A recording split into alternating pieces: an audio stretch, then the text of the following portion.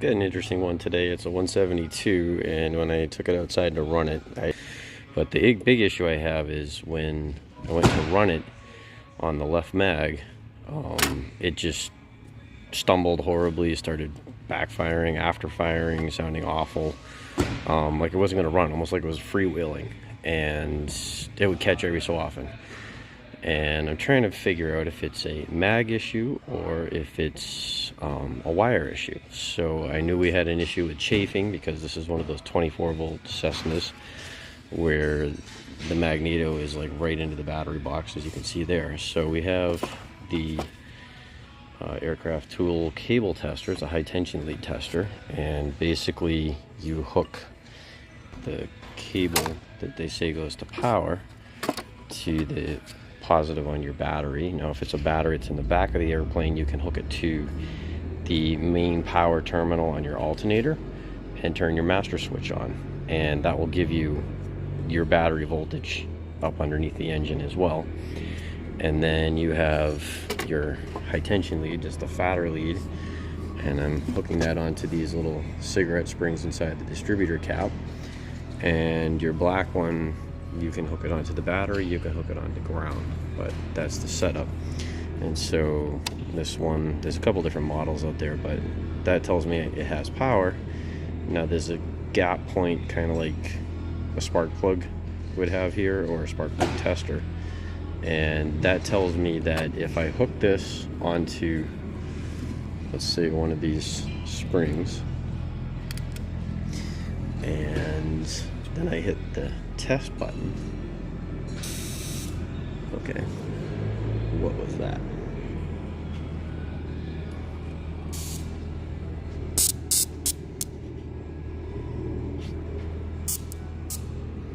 Oh, the end of the lead here was touching the engine case. You want to make sure your leads are up and there's a good air gap around them. Else you'll hear funny little noises. But that right there is what you want to see with that. I'm telling you, okay, that lead is not shorted out anywhere to its housing or anything else. But this one I wanted to show you because I found an interesting thing. Let's see if I can get a good shot of it here. I don't know if you can catch, if the camera can catch that or not. Yeah, there you go. See that? See that light? Yeah, you're not supposed to have a light up harness. This harness is no good. It chafed all the way through that wire. So that's probably our issue. We're gonna have to replace that wire and then see where we go from there. But that's a high tension lead tester, and it's an excellent tool to use for spark issues, mag issues. Now, so we got an interesting one today. We have an aircraft that engine was installed in 2000, and then there's no records until 2019 because they were lost, stolen, and they recreated them best they could. And there was an SDC to go to an 180 horse engine on this airplane, so that's how they know when the engine went on. And we were trying to figure out why this magneto was having trouble, and we found a few issues. One of them, anytime you do a slick mag inspection, you're going to have to look at this tab. Now that is not bad. I've seen them actually worn through on ones where people just completely ignore them. But yeah, definitely that is worn, and that is a divot in the metal. There's criteria for what you got to do with that. So looking at the carbon block on here, get the camera to focus. Come on, you stupid camera. Anyways, the edges of it are stepped. I don't know why this thing is refusing to focus right now. Okay, yeah, there is some wear on that block, but not, I've seen it bad enough that it actually was getting hung up inside the shaft. However, the teeth even looked okay. But you flip the distributor over and see the end of that electrode? Yeah, no bueno. It very definitely is looking like this has been on there for quite a while. It's also a little dirty, and that dirt turns to carbon because it's very oily, and arcing turns it into carbon. Carbon, yes, it conducts, but it also resists, and it causes issues in the mag.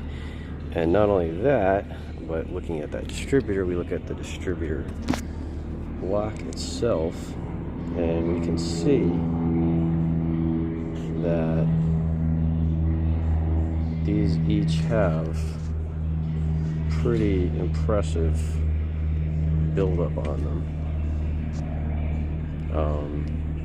That is the sign of a magneto that's gone for a very long time without being looked at, in the typical dirty environment in the back of your engine that the magneto operates in.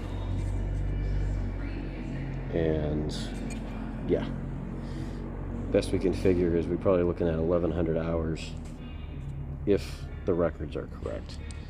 So this needs, we don't even do the overhauls in this shop. We go ahead and replace them at 1,000 hours because there's liability involved if you do the overhaul. So here we go.